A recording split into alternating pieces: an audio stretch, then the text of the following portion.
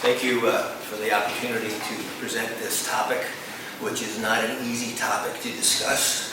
The last time I raised this in public was about 25 years ago, and it resulted in a major food fight between two friends of mine. So please, this is a difficult topic. So, yes. Yes. Okay, so I'm going to talk today about, really, I have more of a secular focus on this, the data. I'll try to present here and hope it's useful for your contemplations in the seminar and subsequently to that. The professor today talked about Watchman Nee, discussed the idea of the Xundao. Xundao is the martyrdom that Watchman Nee talked about, martyrdom. And actually Xun comes from an older word in Chinese which means the sacrifices of victims of the earlier dynasties in China, particularly the Qin dynasty, when Qin Shi Huangdi died in 221 or so, 11. All of his concubines were slaughtered. That was called Xun. And those concubines were buried in Huangdi's tomb, not to be uncovered until the 1976s. So Xun Dao, martyrdom, versus just Xun, sacrificial victim that no one knows anything about. So with the Nagasaki situation, I'm not sure we have a Xun Dao, because in the historical record, there's very little discussed about the destruction of the Urakami community before about the year 2000. Earlier texts, 1970s, 1980s, 1990s, virtually omitted the discussion of the destruction of the Urakami community from the historical texts. So what emerged was this black box that was used to prevent or restrain people from looking at very controversial topics. Well, in about 1994, I happened to run across this issue of the bombing of the Urakami Cathedral, which is the largest Roman Catholic cathedral in Asia.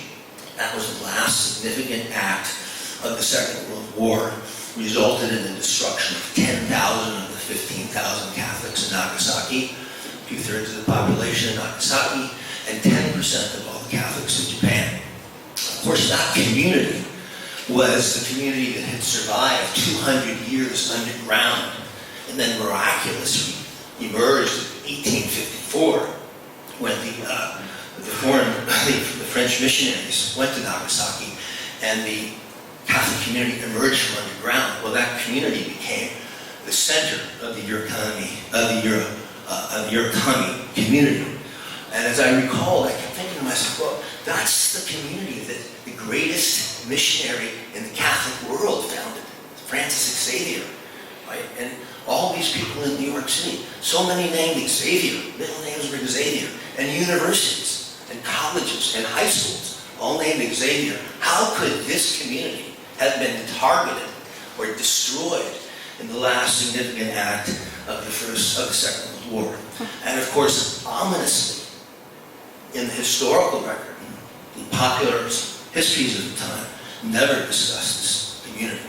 You can go to one of the most famous books on the destruction of, the making of the atomic bomb by Richard Rhodes, 1985. He calls the community a Christian community, not a Catholic community. And you know, if you're involved in missionary work in Asia, if you use the word Christian and translate it directly into Chinese, that's Jiujiao. Well, Jiujiao is Protestantism in Chinese. That's the equivalent of Xinjiao. So if they had taken Richard Rhodes' definitive text on the making of the atomic bomb, translated it directly into Chinese, that would have appeared to the Asian Chinese community that they were talking about the Protestant world, when in fact, that was, of course, the Catholic world. And Richard Rhodes used the term Christian deliberately, not Catholic. So that was a very ominous indication that there is something a bit amiss about the narrative on the end of the Second World War. one of the things that really strikes you is that at the end of the Second World War, there's this great hostility between the United States and Japan, hostile racial things back and forth. And in the United States, there's this view of, Japan's filled with kamikazes and Harakiri people and banzai charges and suicide cliffs.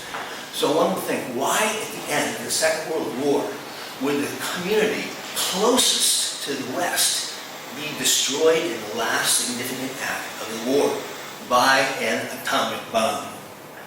And of course, as you looked into that further, you'll find that it wasn't just an atomic bomb, because the atomic bomb is a misnomer. There's actually two bombs.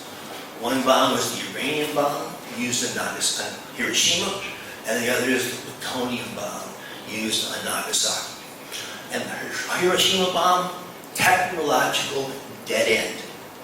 The uranium bomb is made by an isotope of uranium 235 that's extremely rare. It cannot be made, it can only be refined from existing stacks of uranium.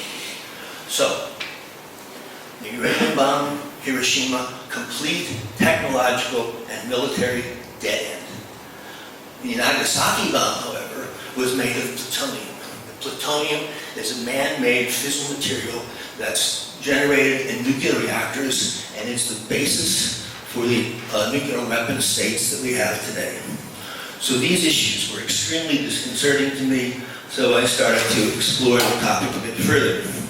So here are some key issues that I can discuss more fully in my article in the RC. It's a 45-page article that you can get at the archives of Macau. We're just going to look at the first part today, and I call that the atomic black box. That's where we start. What do I mean by the atomic black box? That's the narrative. The narrative is there's just an atomic bomb. The narrative doesn't say there's uranium bomb, technological dead end, and there's the plutonium bomb, which is the basis of the modern nuclear weapon state. So, narrative says one atomic bomb. Reality, there's the plutonium bomb, and it's very different than the Hiroshima bomb. Other piece, the atomic bomb ended the Second World War. Third piece, the atomic bomb targeted Stalin. It was dropped in order to restrain Stalin's activities in Europe and in Asia. And the final piece of that is Hiroshima began the age of nuclear terror. Oops. So the first thing, no atomic bomb. I just went through that. There's two atomic bombs, one uranium, one plutonium. Here's a short description of the two. Basically, uranium bomb, can't make it, only refine it, there's not enough, it can't be the basis of a nuclear weapon state. Plutonium, made in nuclear reactors, that's why states are nuclear weapon states.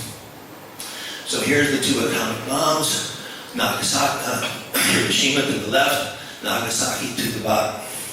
Last annihilation of the Second World War. Second atomic attack. Atomic attack was undertaken by the boxcar aircraft. There were 5 aircraft involved with the mission. There were 2 weather planes that went ahead. There was the bombing plane, there was the instrument plane, and there was the photographic plane. In the historic record of the attack, there's no information in the public concerning the photographs that were supposed to be taken over both Kokura and Nagasaki, and there's no direct information on the weather planes that flew ahead. So, what about the bomb? Major Charles Sweeney of Quincy, Massachusetts, dropped the bomb. And he explains in his memoirs called War's End very clearly. Fat Man over Nagasaki was a much more powerful bomb than Hiroshima, and it made the Hiroshima bomb obsolete. Additionally, the folks that were organizing this in Washington were watching it very closely. This is the bomb being dropped over Eurocombi. Often in the narrative you say, there's this discussion about the Nagasaki was clouded in, right? There were clouds all over. We got lucky and the clouds opened up and we could drop a bomb. Well, this is the cloud cover over the Urakami community at the time the bomb was dropped. You can see it's virtually cloudless over the community. And that's another look at the bomb being dropped. Here's a look at Ground Zero, Nagasaki, along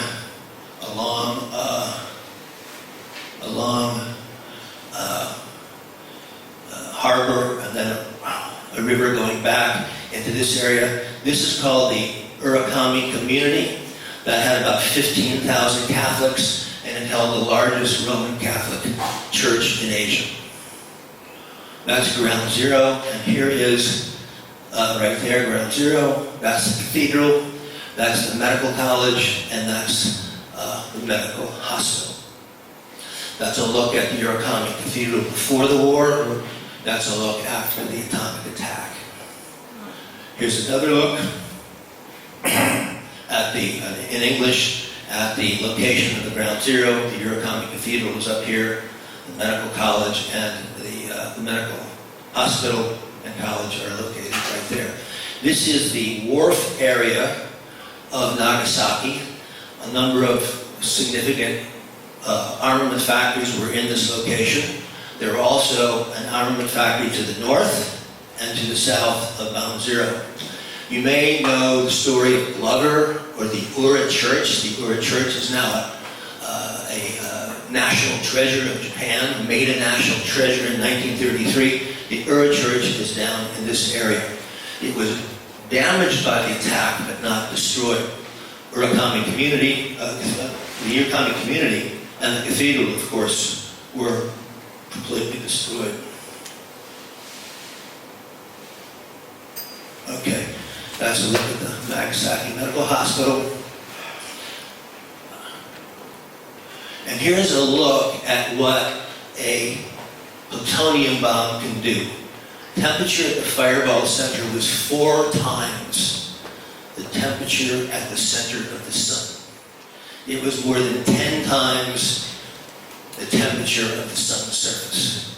And that bomb was unleashed on an undefended community in Urakami. That comes from a text down here called The Nuclear Barons. Another indication of the power of the bomb, nothing left standing, everything gone. So were the pilots that dropped this bomb aware of what was below them when they dropped the bomb? Major Charles Sweeney gives the answer in his text. And there's Charles Sweeney right there, retired as a major general in the U.S. Army and the U.S. Air Force. This is his account. We knew these cities as well as we knew our own hometowns, perhaps better. Every inch of them, streets, buildings, bridges, factories, rivers, lakes, was committed to our memories. He's telling you he knew exactly what was underneath the bomb that he dropped. So, what were the casualties? 70,000 died in Nagasaki by the end of 1945, totaling 140,000 over the next 5 years, 54% death rate of the city's population. And this was what Rhodes presents. The survivors spoke of unspeakable suffering. Catholic casualties, 10,000, 15,000. Sorry, I can't read this very well. You can see the number of other discussions and the label of casualties. So, why did that take place? Goes back to the Yalta Conference. And this is where we get to the story of were the bombings designed to halt Stalin? So, what happens at the Yalta Conference? 4th to 11th February 1945. Churchill, FDR, and Stalin meet with their staff.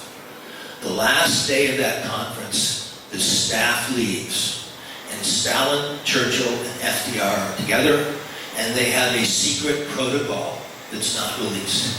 And in that protocol, Stalin commits to enter the Pacific War 90 days after the surrender of Germany. And so there they are, the big three. Churchill was a founding personality of the Tuvalu Project in Britain, which was the bombing program, the research program that launched the atomic program. He always was a strong supporter of the development and use of atomic weapons. Of course, FDR, he launched those under his regime. And Stalin was never told directly by the Allies about the bomb until Truman did it at Potsdam, and he only mentioned it was a weapon of great power, not that it was atomic, but Stalin had an extraordinarily good intelligence network. From British sources, from French sources, from American sources. The Soviets were informed of the Manhattan Project and its goals. So this is James Byrne, who was the Secretary of State of the United States at the Potsdam Conference, and this is what he says. 1947, speaking frankly, his memoirs. And he talks specifically about the secret protocol between Stalin, Churchill, and FDR. And he says specifically, it was the interest of all of us to allow the Soviets 90 days after the surrender of Germany to transfer troops to the east, from the European front to the Siberian front. And there's the surrender of Germany. 7th of May, 1945, Donetsk gives the order to Jodl to surrender, and then on 8th of May, 1945, the surrender unconditional of the German armies in Europe is complete. How's the time? Okay. All right, so here we go.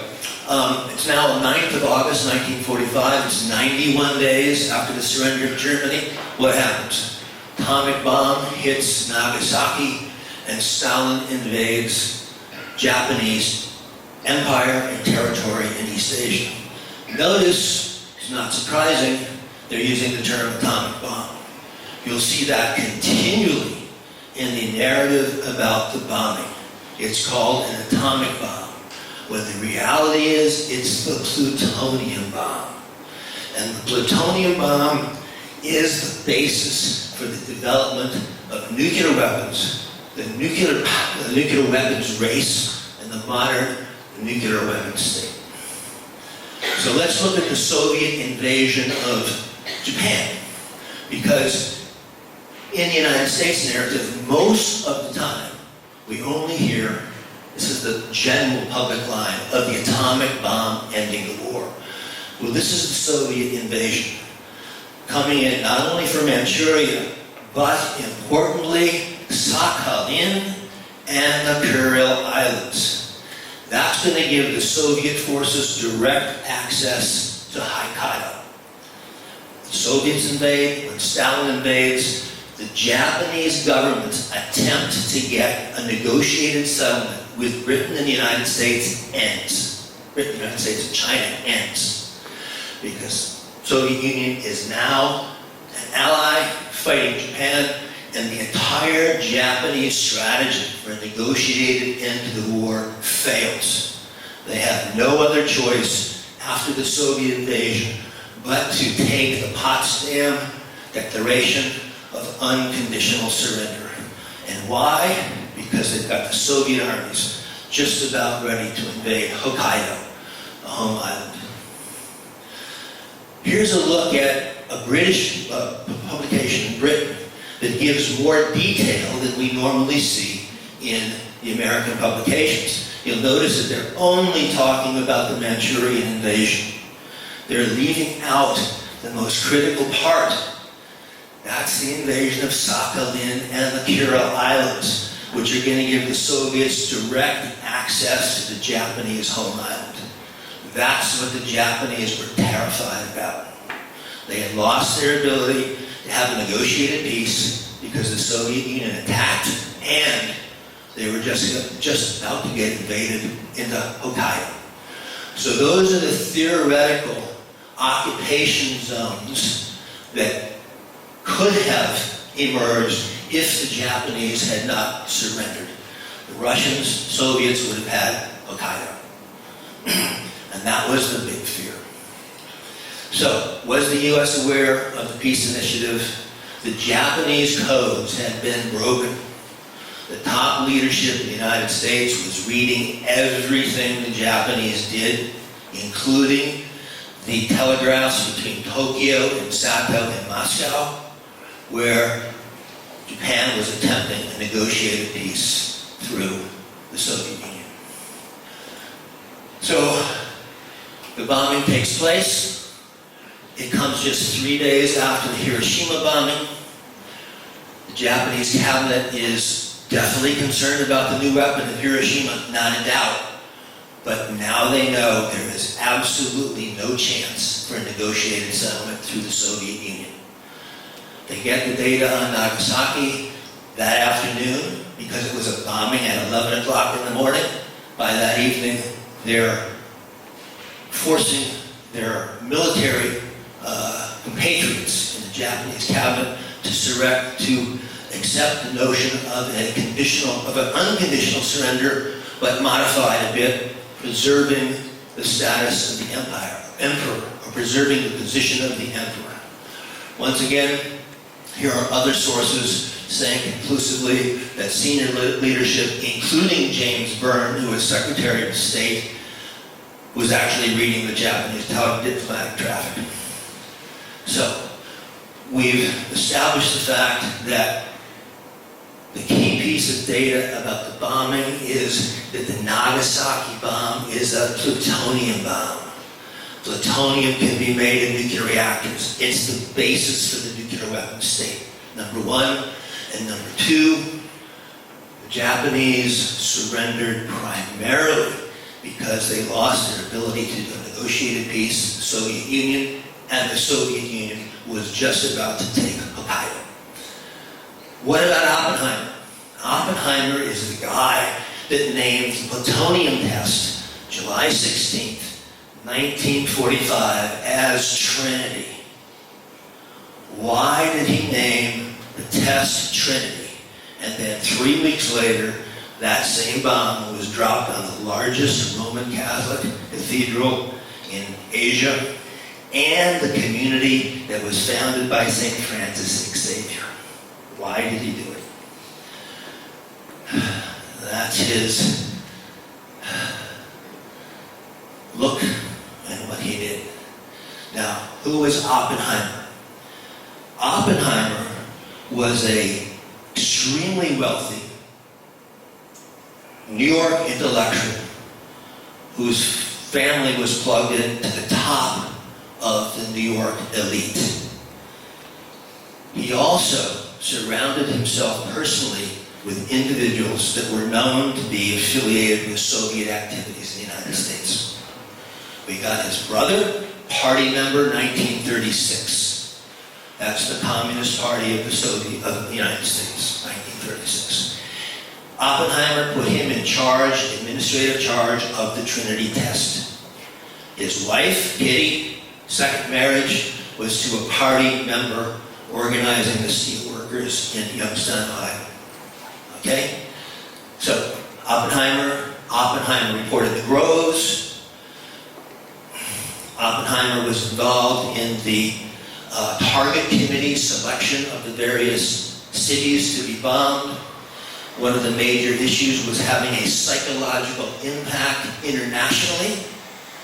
I'm sure everybody was aware of the Nagasaki bombing, the impact of it much more so than the potential bombing of Kokura.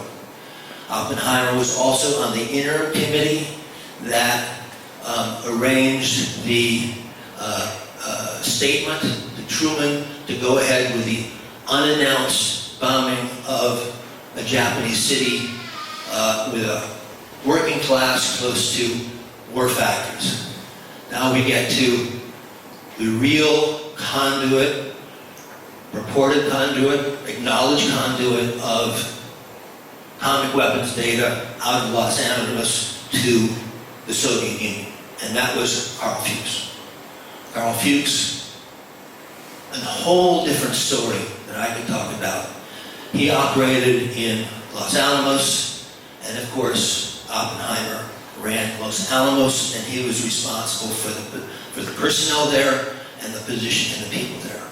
Bottom line is, Oppenheimer had some severe problems, politically and his associations. Also, psychology.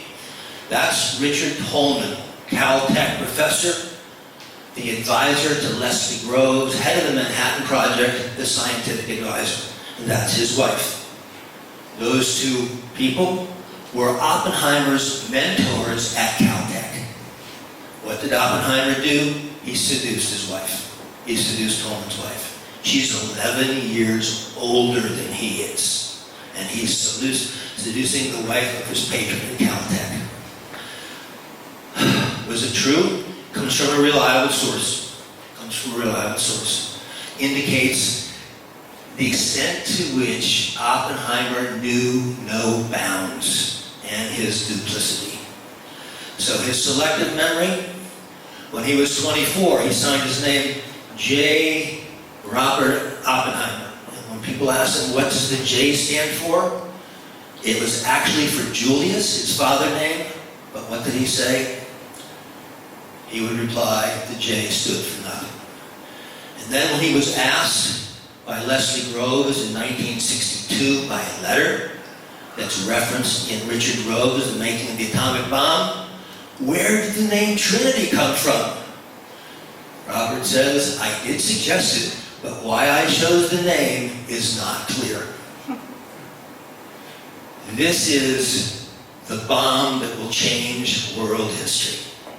And the guy that made the bomb and named the test says that he can't remember why he named the bomb, the test Trinity. Hard to believe. So 1954 May, because of Robert Oppenheimer's strange collection of associates and all of the issues regarding the Soviet Union getting the atomic bomb in 1949, Korean War, and the ensuing atomic weapons race, denied his security clearance, no longer able to work on defense projects. So opening the atomic black box, what do we see? There was not one atomic bomb, but two. The Soviet invasion ended the Pacific War, not the bombing. The bombs were coordinated with Stalin's attack in Asia. Not just Manchuria.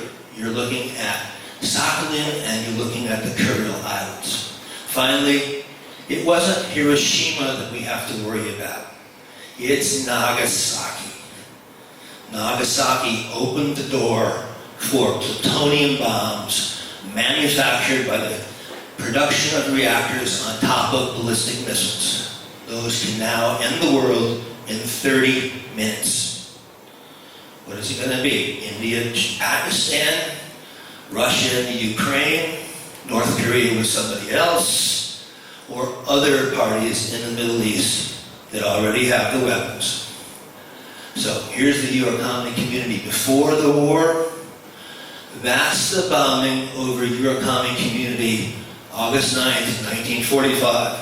The ones that all of the established narratives will say, too much cloud cover. Look at the picture. Is there too much cloud cover there?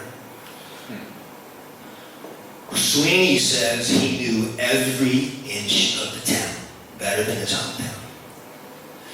So that's Mass at the Cathedral, 1949. That's another look at that Mass. And that's the final look at the Mass, 1949, at the Eurocommunist Cathedral. Destroyed in 1949. So, that's the Shin. But it's not Shindao. Because in Shindao, people have to know about this. For 30 years, none of this was disclosed in the United States.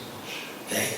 It's only after about the year 2000, with the advent of the internet, that people have been able to pull together this data and assemble it into a greater number of texts to talk about specifically about the destruction of the Murakami Cathedral. But not all of them.